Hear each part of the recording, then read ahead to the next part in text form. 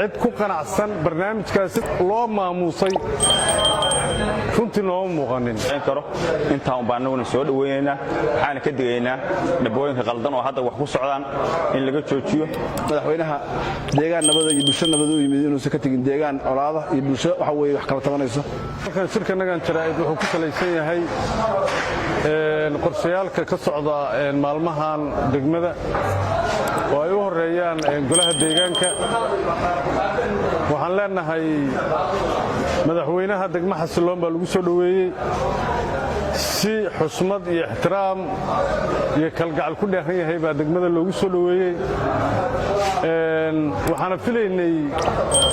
jawaabteedii inaan ka helo madaxweynaha oo ay u horayso horumar iyo xasilooni waxaana muuqata qaabka ay wax u socdaan iyo sidii warbixinuhu nagu soo gaareen iyo sidii wax u dhaceen ay isdaba marsan yihiin waxaa warbixintu lagu soo gaartay qof uu ku casuumay madaxweynuhu qado sharaf maalintii la soo dhaafo sabtida ahayd kabacdina is-ararag beelaha uu ku samaynayo kadibna natiijada ka soo baxda is-araragaas ee lagu daafuri doono golihii deegaanka otomaatikali waxaa dhacday in aan kowdii u horraysayba laysku jillaafeeyey oo qadadii lagu baagay daafurkii is-araraggii uu ballan qaaday ee dadku u soo diyaargaroobayna ay meesha ka baxday annagu marka koowaad golaha deegaanka waa soo dhowaynaynaa horumarkana waan rabnaa waxaan rabnaa marka in arrintan geedka dhaladiisa saaran geedka dhaladiisa laga soo dejiyo dadku waa shacab ma ahan ciidan dawladeed oo amar la siinayo waxaan rabnaa in cid walba oo wax tabanaysa ama wax qabta ay madaxweynaha uu qaabilo ka dhegaysto waxay qabaan ciddii loo xalwaayona isku hal aragtee laga qaato laakiin aysan wixii afduub noqonin oo aysan noqonin xero ciidan ku xaraysan oo taliyahoodii u yimid aan laga dhigin shacabkii waxaan leenahay arrinta dhulka ha la dhigo si xasilooni ku jirto ha loo galo dadka talada xun bixinayana taladooda xun yaan la dhegaysanin ee talada fiican ha la qaato arrintaasaan madaxweynaha kula dardaarmaynaa dadka dhammaantii waa cabanaya cid ku qanacsan barnaamijkaas sida loo maamuusay runtii nooma muuqanin in marka magaaladii xasiloonayd dab looga dhex tago wax ku habboon madaxweynahana maaha degmada wax qabtana maaha waxaan leenahay arrintaas ha laga fara buuxsado arrinta dhulka ha la dhigo ha laga nabadooniyo dadka waxbaa loo kordhinayaa ee qaabkii wax kororsiga ay ku anfici lahaa ha la wajahannu leenahay aad iyo aad baa umahadsantihiin waxyaalaha ku soo kordhay saacoo la soo dhaafay waxaan aad u soo dhawaynayaa oo aadaan u soo dhawaynaynaa dhismaha golaha deegaanka in la dhiso baahi badanna bulshadu ay qabto degmadu muddo badanna aan sugaynay hase ahaatee waxa weeye madaxweynihii maamulka galmudug axmed cabdi kaariye qoorqoor waan sugaynay daafurka golaha deegaanka tabashooyinka bulshada deegaanka qancintooda iyo isku soo jiijiidkooda inuu dhammeeyo nasiib darro ma dhicin taas waxaa dhacday kolley anigu madaxweynaha wixii dhacay u saari maayo waxaan filayaa in qorshe afduuba uu ahaa madaxweynaha kulankiisu wuxuu ahaa in bulshadu qaybaheeda kala duwan ama dadka wax loo dhisaayo gaargaar uu arko cabashadooda uu arko tabashadooda uu arko hase ahaatee waxaa laga soo hormariyey qof oo layidhi bulshada loo qaybaheeda kala duwana oo madaxweynaha la kulmahaya layidhi qorshihii meesha markii la tegayna qorshe aan ahayn baa la soo dhigay ayadoo aad moodidba daafurkii loo balansanaa ama waxa weye wadahadal ka horreeyey in la soo hormariyey lana yidhi golihii deegaanka waa daafuraya ayadoo cidna la qancin waxaan filayaa taas waxay dadka dhaxal siisay ama wixii ka yimid inaan isla ognahay hadda ma raba inaan miidiyaha u gudbiyo wixii ka dhacay ama deegaanka waxa weeye ku soo kordhay waxaan codsanaynaa madaxweynaha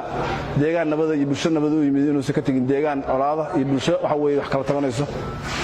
waxaan ugu nasiib darraa haddaan nahay dadka deegaankan degan maanta fursadda aan haysanno hor taallo oo deegaankan maanta hor taallo iyo sida uga faa'iidaysan lahayo wax kala fog weeye golaha deegaanka maanta waxaa gacanta ku haya wasaaradda arrimaha gudaha mas-uulka u sarreeyana deegaan ahaan deegaankan waqooyiga galguud buu ka soo jeedaa madaxweyne ku-xigeenku wuxuu ka soo jeedaa waqooyiga galguud degmada wax loo dhisayna waa degmadii mataleen haddana waxaa nasiib darraa inay xalkeedii iyo sidii wax jireen ay la'yihiin wasaaraddu marka waxaan leeyahay xaqiiqda iyo waxa weeye deegaanka siduu yahay iyo bulshadu siday tahay way og tahay inaysan indhaha ka dadan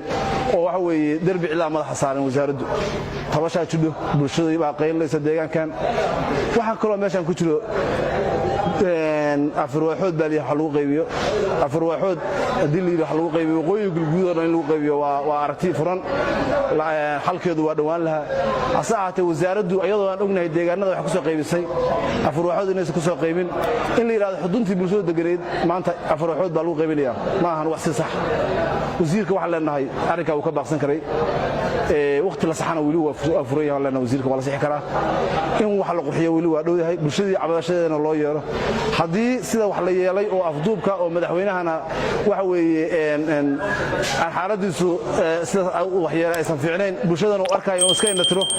waxaan is leeyahay xaaladdaas inaysan xaalad fiican aysan dhexdeen waxa weeye qoorqabadna waxa weeye biyo laguma cabo waxaraha biyo laguma cabsiiyo dadka ayaan la qoor qabanin bulshada hala waraysto cabashaa jidho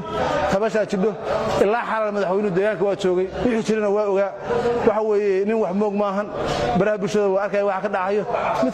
tabashaas mid ka weyn baana jiro madaxweynaha waxaan leenahay intaada tegin deegaan nabada u timid deegaan colaada ka tegin adoon deegaankana xalkiisii iyo nabadiisii meel ku ogaana ka tegin waxaan ku leeyahay ciddii qorshihii shalay kuu sheegtayna madaxweyne cidna wax ka dhagaysane dadka bulshada warayso ayada u yeero ayada hadalkeeda waxa weeye wax ku qaybi laakiin ciddii shala wixii aad ogeed meesha ka samaysay madaxweyne dhagaysigooda ha dhagaysanin ee bulshada u yeer bulshada dhagaysa intaasaan leenahay soo dhaweynaya anugu waftiga yimid ilaa madaxweynaha ilaa madaxweyne ku-xigeenka wasiirada dhammaantood